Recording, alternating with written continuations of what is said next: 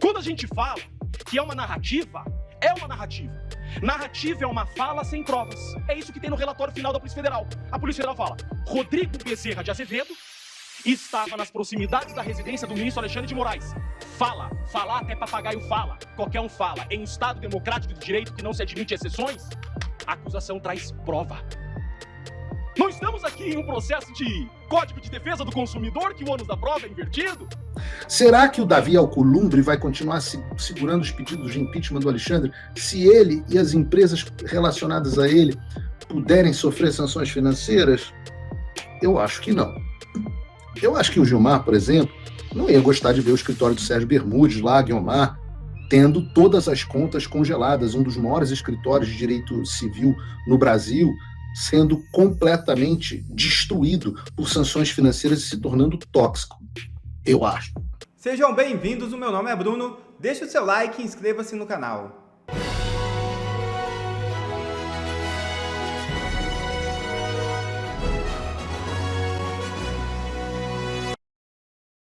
PGR se manifesta contra a soltura de Braga Neto.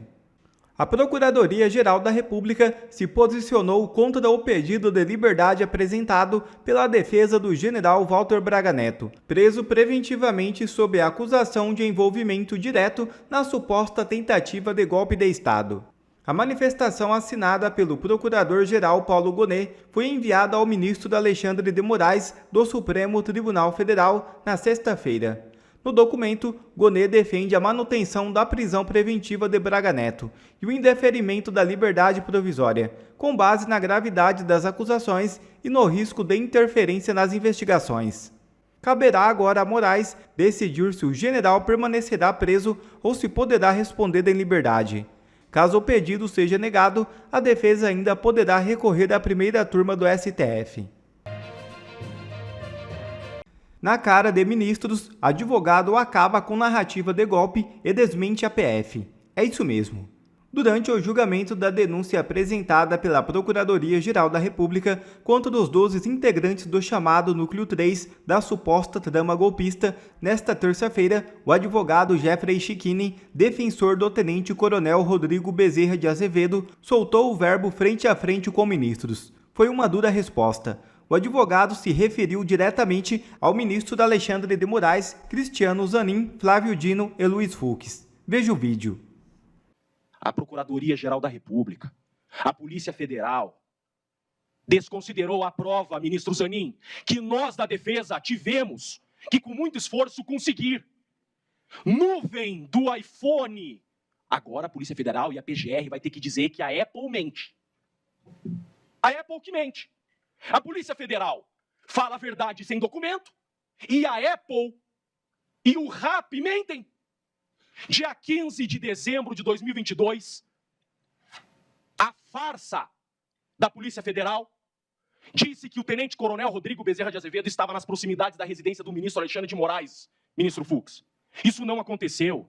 No dia e horário que a Polícia Federal fala que o Rodrigo Bezerra de Azevedo estava nas proximidades da casa do Alexandre de Moraes, ministro Flávio Dino, ele estava em casa, comemorando seu aniversário. Bastava a Polícia Federal pegar o documento de RG. Era aniversário do Azevedo.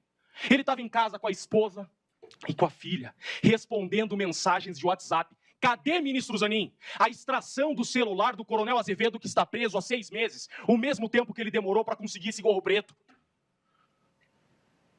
Cadê a extração do celular que vai provar que no dia que estão dizendo que ele ia atentar contra uma autoridade, ele não estava lá nas redondezas da casa do ministro Alexandre de Moraes? Quanta covardia dessa investigação, ministro Zanin. No interrogatório do coronel Azevedo, eu trouxe a prova, ministro Fux.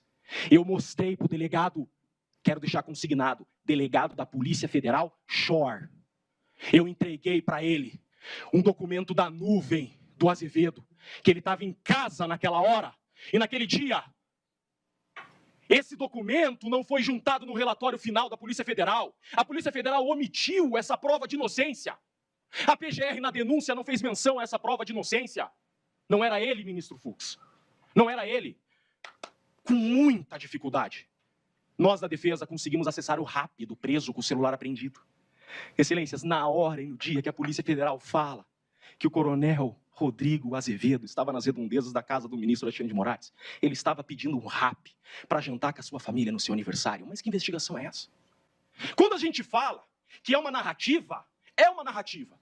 Narrativa é uma fala sem provas. É isso que tem no relatório final da Polícia Federal. A Polícia Federal fala: Rodrigo Bezerra de Azevedo estava nas proximidades da residência do ministro Alexandre de Moraes. Fala. Falar até papagaio fala. Qualquer um fala. Em um Estado democrático de direito que não se admite exceções, a acusação traz prova.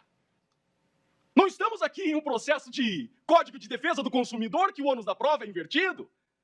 A acusação quer que provemos a inocência? Pois bem, provei. Por isso que essa denúncia tem que ser rejeitada.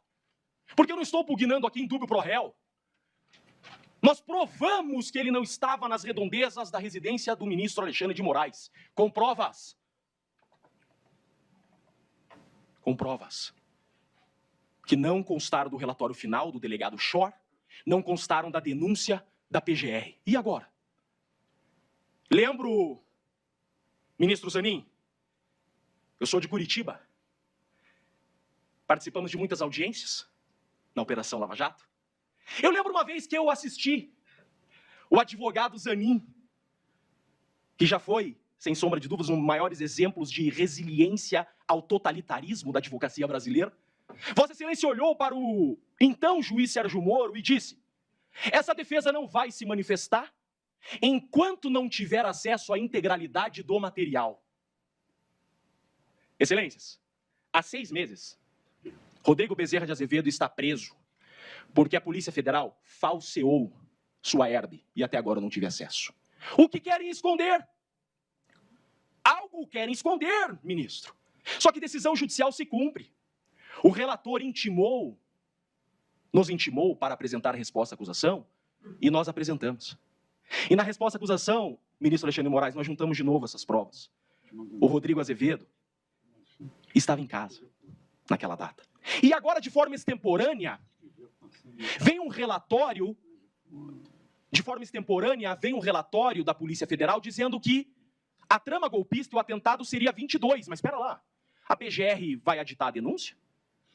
Vamos converter esse julgamento em diligência e reabrir novo prazo para as defesas apresentarem resposta à acusação, que deveria ser o correto.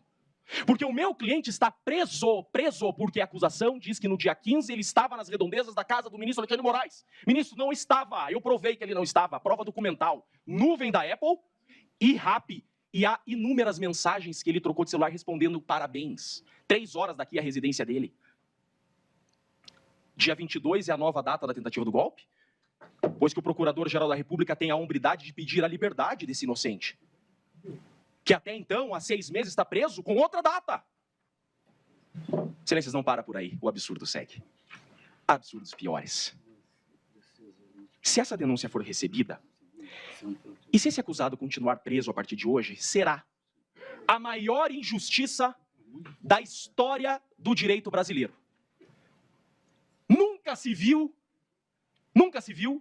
defesa trazer tantas provas de inocência e ser desconsiderado pelo relatório final da Polícia Federal pela acusação.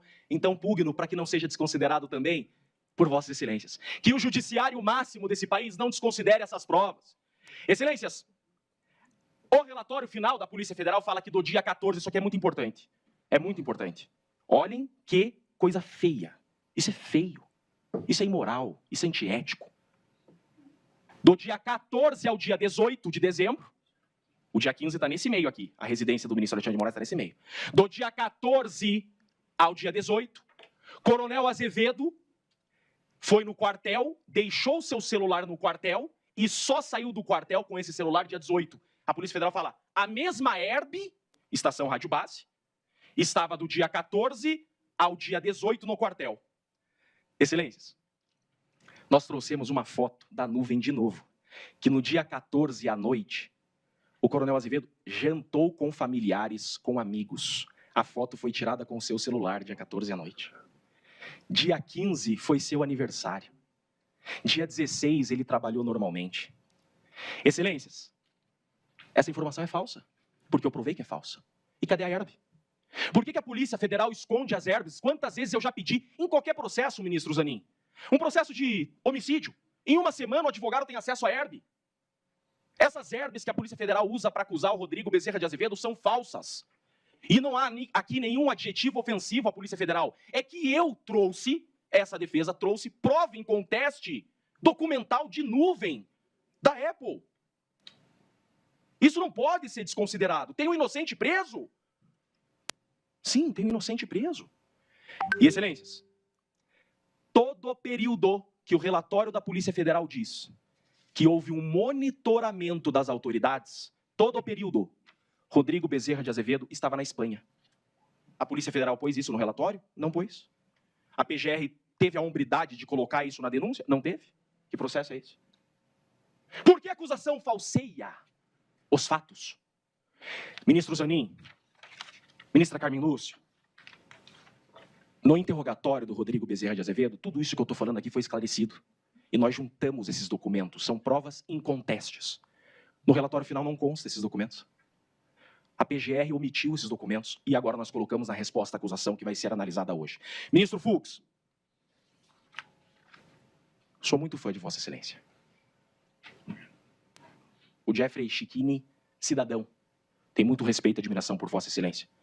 Um faixa coral não vai deixar uma injustiça dessa prevalecer. Vossa Excelência conhece o que é um caveira. Sei disso.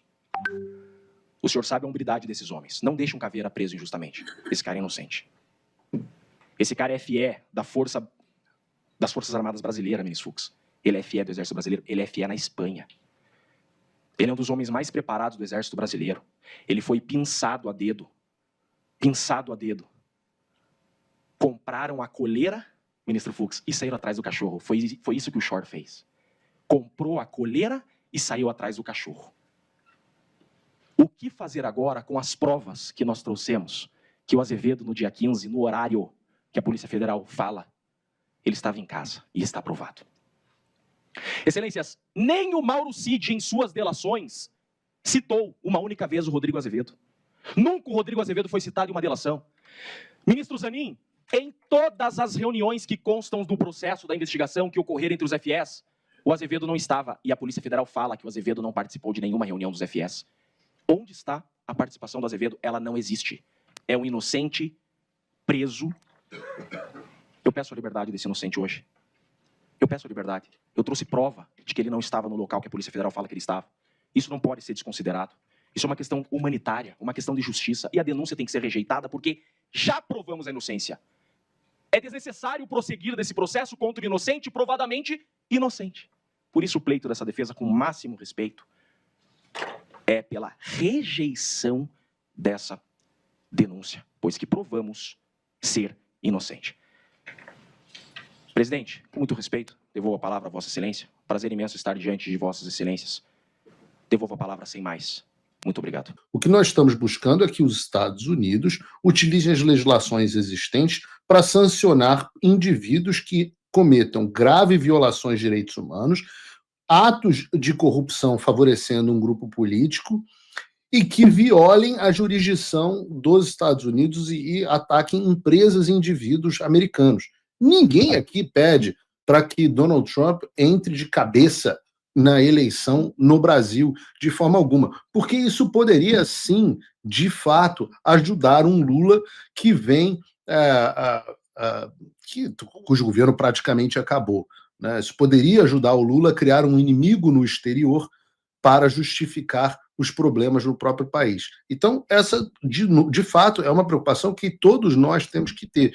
A preocupação com o anti-americanismo, com o anti-Trump, das pessoas acharem que os Estados Unidos estão se metendo com os assuntos do Brasil. E não é esse o ângulo. O ângulo é a proteção dos interesses dos Estados Unidos, nos Estados Unidos, e dos direitos humanos dos quais os países do Ocidente são signatários, inclusive em tratados internacionais, então deve haver consequências para violações desses direitos humanos.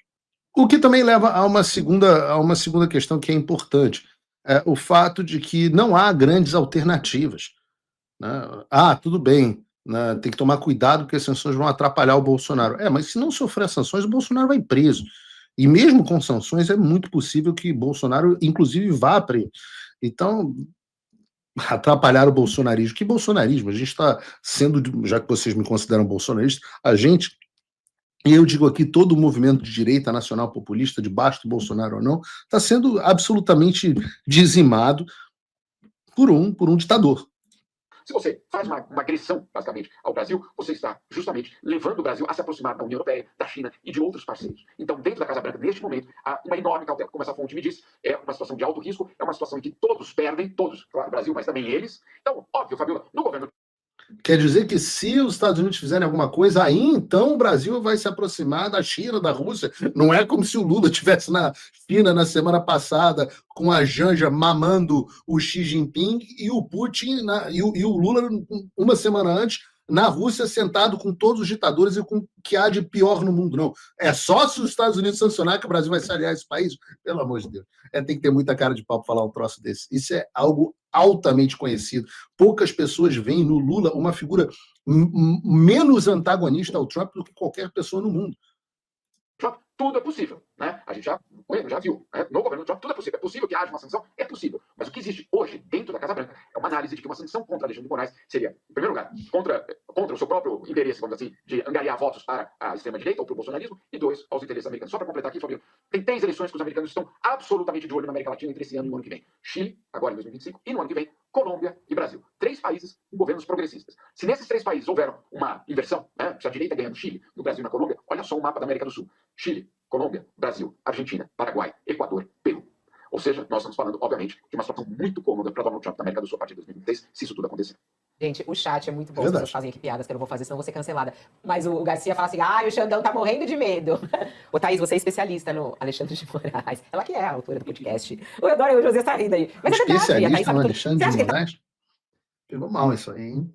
Tá morrendo de medo. Você lembra que quando foi perguntado a ele falou o Brasil deixou de ser colônia lá atrás, né? Foi quando ele falou sobre isso, falou sobre a soberania e tudo mais. Como é que isso deve chegar, Alexandre de Moraes, né? Isso impacta ou não? É algo grave, né? O Jamil fala aí, é algo grave. A gente tá pensando o governo americano se mobilizar dessa maneira para trazer uma sanção aqui ao Brasil. Como é que você analisa? É claro que na intimidade dele não tem nenhum acesso, né? Então não dá pra saber se sente ao deitar na cama e pôr a cabeça no travesseiro. Mas conversando sempre com quem o conhece bem há muito tempo e observando dele ao longo de todos esses anos, toda vez que ele é atacado, ele cresce. Ele se sente mais forte e encorajado para contra-atacar. Esse é o modo que ele enfrentou o bolsonarismo durante todos esses anos. E o outro instrumento de defesa, o instinto de defesa dele é sempre buscar apoio na colegialidade, ou seja, institucionalizar o papel dele e não trazer para o pessoal, ou seja, pedir respaldo dos pares dele no Supremo Tribunal Federal, falando, bom, sou eu, porque eu sou esse símbolo para o bolsonarismo, mas poderiam ser qualquer um de vocês, e os outros ministros também já foram e são muito ameaçados e sabem do que ele está falando. Então ele sempre obtém esse respaldo, até mesmo daqueles indicados pelo Bolsonaro, que estão agora ministros do Supremo Não tem respaldo bem pelos indicados pelo Bolsonaro, não. Nem pelo Fux. Tribunal Federal e sabem o tipo de pressão e chantagem e ameaça que se tem naquela cadeira. Então, objetivamente, falando no que dá pra gente falar, não subjetivamente, de como ele lida com esse tipo de situação, eu acho que politicamente ele se sente fortalecido, ele vai pra cima, ele não é de recuar. Vamos lá, Josias, como é que você analisa essa reportagem aí do Jamil falando sobre essas manobras do governo Trump e esse objetivo, inclusive, né? Se isso não se concretiza, de alguma maneira isso traz esse ruído aqui pro Brasil, no momento em que o judiciário é questionado, inclusive, pelo Congresso. Ô, Josias, em privado, o Alexandre Moraes quanto tempo? Aos risos, essas ameaças. Tá bem, rapaz. Sobretudo depois que o Eduardo Bolsonaro se auto-exilou. Tá na moda o negócio de careca. Né? Como disse a Thaís, o Alexandre de Moraes ele tem um modo de agir. Né? Quando ele é desafiado, ele dobra a aposta. E há 3 meses, saiu de um órgão do Departamento de Estado americano uma nota dizendo que empresas sediadas no Brasil não podiam ser multadas, que isso é incompatível com os valores democráticos. E naquela ocasião havia sanções do Alexandre de Moraes, depois ratificadas pelo plenário do Supremo, contra o X, contra o Rumble. E não houve menção direta ao Brasil, mas ficou entendido que estavam se referindo ao Brasil. E aí... O José está meio gaga. Não é que não houve menção direta ao Brasil. A embaixada dos Estados Unidos no Brasil republicou o negócio. Mas segue essa nota dizia que a soberania, que o respeito à soberania é uma via de mão dupla. E o Alexandre de Moraes deu de ombros para isso, falou lá numa sessão do Supremo que deixamos de ser colônia em 7 de setembro de 1822. Deixaram de ser colônia, mas foram os Estados Unidos que bancaram toda a censura. Fez alusões à ONU e aos princípios que regem a ONU, e falou, olha, a luta contra o fascismo, contra o nazismo, contra o imperialismo, todos esses ismos... jornalismo... Isso, seja fora ou dentro das redes sociais, é também uma defesa que se faz da democracia e uma consagração dos direitos humanos. Então ele já disse o que pensa. Nesse dia, inclusive, ele foi ecoado na mesma sessão pelo ministro Luiz Roberto Barroso, que disse lá que não vai prevalecer essa retórica das pessoas que tentaram dar um golpe de Estado no Brasil, que no Supremo não vai prevalecer. Aí nessa semana nós estávamos entrevistando o ex-presidente Bolsonaro e eu perguntei a ele o que ele espera, porque criou-se uma... Não, essa entrevista com o Bolsonaro eu já comentei. O grande erro dessa análise desses caras do UOL, lembrem-se, é o UOL, e é o erro de muitas pessoas, é achar que nós temos alguma expectativa, guardem isso para o futuro. Nós não temos nenhuma expectativa de que, após as sanções, o Alexandre de Moraes retroaja ou retroceda nem 1 milímetro. Pelo contrário, nós temos, isso eu falo por mim, eu tenho certeza de que o sentimento aqui nos Estados Unidos é o mesmo. Nós temos absoluta certeza de que, após essas sanções, o Alexandre vai dobrar a aposta. Não só nós temos certeza, como nós estamos contando com isso. A dúvida, e aí é uma dúvida interessante, é se as instituições que dão suporte ao Alexandre vão estar dispostas a comprar esse barulho.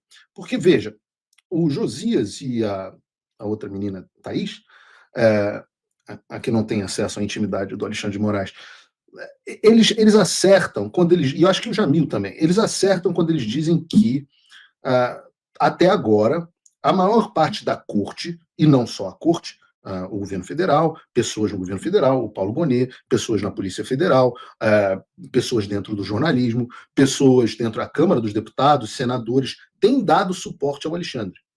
É verdade. Mas esse suporte vem quase a custo zero, porque não há nenhuma consequência caso, digamos, o Gilmar Mendes continue apoiando o Alexandre de Moraes. Não há nenhuma consequência caso o Dias Toffoli continue apoiando o Alexandre de Moraes.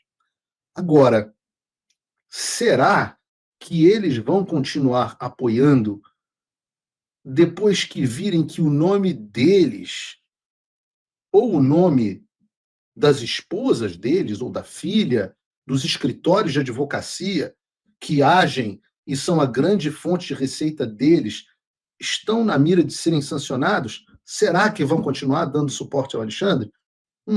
Isso a gente não tem certeza. Será que o Davi Alcolumbre vai continuar segurando os pedidos de impeachment do Alexandre se ele e as empresas relacionadas a ele puderem sofrer sanções financeiras? Eu acho que não. Eu acho que o Gilmar, por exemplo, não ia gostar de ver o escritório do Sérgio Bermudes lá, Guiomar, tendo todas as contas congeladas, um dos maiores escritórios de direito civil no Brasil, sendo completamente destruído por sanções financeiras e se tornando tóxico. Eu acho. Mas, se quiser, eu não vou dizer que não me trará uma satisfação pessoal ver todos os escritórios de todos esses ministros e todas as suas contas pessoais implodindo. Às vezes, eu me lembro, eu pareço um pouco o Coringa no Batman The Dark Knight. Eu gosto de duas coisas que são muito baratas, gasolina e dinamite. Então, não me importo de simplesmente ver o mundo queimar um pouquinho de vez em quando com vocês dentro. Então, entendam. O UOL está dizendo, botou a vovó no telhado, né? O UOL falou, olha, parece que a vovó foi no telhado. Daqui a pouco vocês vão descobrir se a vovó vai morrer ou não. E eu digo para vocês que eu vou falar muito pouco a partir de agora sobre esse processo de sanção. Eu acho que tem muito pouco a ser dito até agora. Não estranhem um eventual silêncio meu a respeito desses assuntos, mas eu acho que agora está no momento da gente aguardar as cenas dos próximos capítulos.